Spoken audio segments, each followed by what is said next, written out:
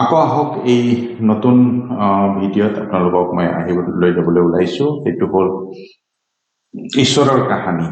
আমি আগতে চাইছিলো ঈশ্বৰৰ কাহিনী নকৰাৰ আগতে চাইছিলো মোৰ কাহিনী আছিলে, কেনেকৈ মোৰ কাহিনী কোৱা যায় আৰু ঈশ্বৰৰ বাক্যলৈকে লৈ যোৱা যায় আৰু ঈশ্বৰৰ ওচৰলৈ লৈ যোৱা যায়। তাৰপিছত আমি ঈশ্বৰৰ কাহিনীটো কেনেকৈ কম ঈশ্বৰৰ কাহিনীটো আকৌ কোৱা হৈছিলে, আমি যেনেকৈ বনাইছিলো। কিন্তু এতিয়া আকৌ ঈশ্বৰৰ কাহিনী আকৌ বেলেগ ধৰণেও ক'ব পৰা যায়।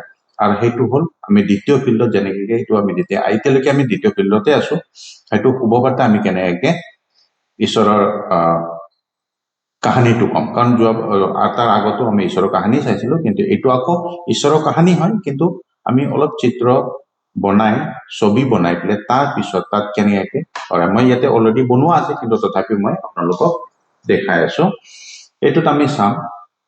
এতিয়া ঈশ্বৰৰ কাহিনী বহুত প্ৰকাৰে ক'ব পৰা যায়, কিন্তু ইয়াত আকৌ এটা বেলেগ ধৰণৰ কোৱা যায়। যেনেকৈ আমি ইয়াতে চাম, আগতে যেতিয়া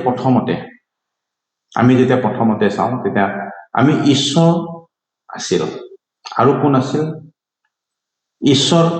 আপোনালোকে ঈশ্বৰ দেখিছে, ঈশ্বৰ শক্তিশালী, ঈশ্বৰ উজ্জ্বলতা আছে, ঈশ্বৰ মহিমাবনিত আছে, ঈশ্বৰ সকলো আছে। আৰু ঈশ্বৰে সকলোবিলাক সৃষ্টি কৰিছে। ঈশ্বৰে পৃথিৱীৰ প্ৰত্যেকটা পদাৰ্থ, প্ৰত্যেকটা নদী, প্ৰত্যেকটা পাহাৰ, গছ গছনি, তৰা আদি সকলোবিলাক তেওঁ সৃষ্টি কৰা। তেওঁ আণ্ডাৰত, তেওঁৰ বহতে সকলো আছিলে। আৰু ঈশ্বৰে আমাকো সৃষ্টি কৰিছিলে, মানুহকো সৃষ্টি কৰিছিলে। আৰু মানুহবিলাকে ঈশ্বৰৰ লগত আছিলে, ঈশ্বৰেও আকৌ মানুহবিলাকৰ লগত আছিলে। তেওঁবিলাকো ইফালৰ পৰা সিফাল আৰু সিফালৰ পৰা সিফাল অহা যোৱা আছিলে, কাৰণ আদম আৰু ঈভ দুইজনে মিলামিলি আছিলে। যোৱা ইফালে সিজনকো কথা পাতে, যেতিয়াই কথা পাতিবলৈ মন তেতিয়া আছিলে আদি পুস্তকত। কিন্তু যেতিয়া তেওঁবিলাকে পাপ কৰিলে, সেই পাপ কৰাৰ কাৰণে তেওঁবিলাকে কি হ'ল? পৃথক হৈ গ'ল। আৰু এতিয়া সিহঁতে ইজনে সিজনে যাব নোৱাৰা হ'ল, বা ইজনে সিজনে তেওঁবিলাকে কি হ'ল?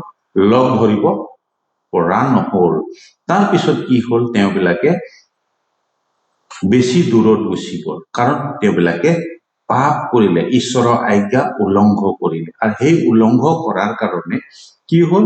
তেওঁবিলাকে এটা ডাঙৰ কি হ'ল? এটা গাঁত হৈ গ'ল, য'ত নেকি ইয়াত একো নাই, খালী পানী। না ঈশ্বৰে তেওঁবিলাকৰ লগ ধৰে, বা সিহঁতেও মনুষ্য সন্তান বিলাকে মানুহ সন্তান বিলাকে সিহঁতেও ঈশ্বৰৰ ওচৰত যাব নোৱাৰে, কাৰণ মাজত এটা ডাঙৰ খাল হৈ গ'ল।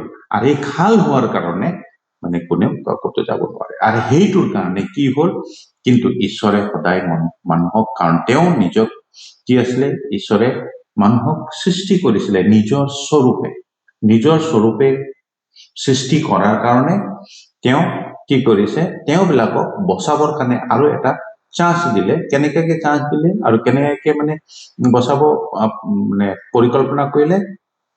যীশু খ্ৰীষ্টক এই পৃথিৱীত কি কৰিলে? তেওঁ পঠাই দিলে, নিজৰ পুত্ৰক দান দিলে এই সংসাৰত। আৰু ক'ত কি হ'ল?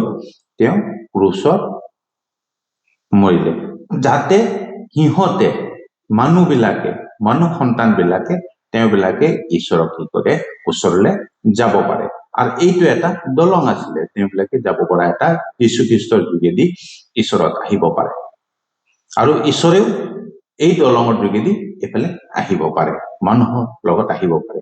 কিন্তু তাত এটা কণ্ডিশ্যন আছিলে, আৰু এইটো হ'ল কি হ'ল? এইটো এটা জুই, এইটো নেকি? এইটো নৰক, ইয়াত নৰকে সেইকাৰণে তেওঁবিলাকে যাব নোৱাৰিলে, ইটো সেইজনে যাব নোৱাৰিলে। তাৰপিছত কিন্তু যেতিয়া যীশু খ্ৰীষ্ট আহিলে, আৰু তেওঁ আহি পেলাই কি হ'ল? আমাৰ সকলো পাপ বিলাক বোজা লৈ ললে, আৰু তেওঁ ক্ৰুচত যেতিয়া মৰিলে, তেতিয়া আমি যাব পাৰিলো হয়। কিন্তু তথাপিও এটা কণ্ডিশ্যন আছিলে, তথাপিও এটা কি আছিলে? বাধা আছিলে। যেতিয়ালৈকে মানুহ সন্তান বিলাকে কি নিজৰ মুখেৰে স্বীকাৰ নকৰে, যেতিয়া মুখেৰ যোগেদি অংগীকাৰ নকৰে, তেতিয়া কেতিয়াও তেওঁ ঈশ্বৰৰ ওচৰত যাব নোৱাৰে। যেতিয়াই আমি সকলোৱে মুখেৰে যেতিয়া স্বীকাৰ কৰিম আৰু বিশ্বাস কৰিম যে তেওঁ 3 দিনৰ পিছত আকৌ জি উঠিলে, এইটো যদি আমি স্বীকাৰ কৰিম যীশু খ্ৰীষ্টক, তেতিয়া আমাৰ মাজত যিটো এইটো ভাগ আছিলে, সেইটো কি হ'ব? আমাৰ কাৰণে এইটো এটা দলং হৈ যাব। আৰু এইটোতো দলং হৈ যোৱাৰ লগে লগে কি হ'ব, আমি কি হ'ব, ঈশ্বৰৰ ফালে যাব পাৰিম আৰু ঈশ্বৰে আমাৰ ওচৰৰ ফালে আহিব পাৰিব। আৰু এইটোৱে হ'ল আমাৰ প্ৰক্ৰিয়া। আমাৰ কি হ'ব, আমাৰ কাৰণে কি হ'ব, আমাৰ এটা ভাল পদ্ধতি, যিটো নেকি আমি স্বীকাৰ কৰাৰ পিছত আমি তেওঁৰ ওচৰত যাব পাৰিম। আৰু সেইকাৰণে আপোনালোকেও যাকে নেকি আপোনালোকে হ'ব বাৰ্তা প্ৰচাৰ কৰে, যাকে নেকি আপুনি এই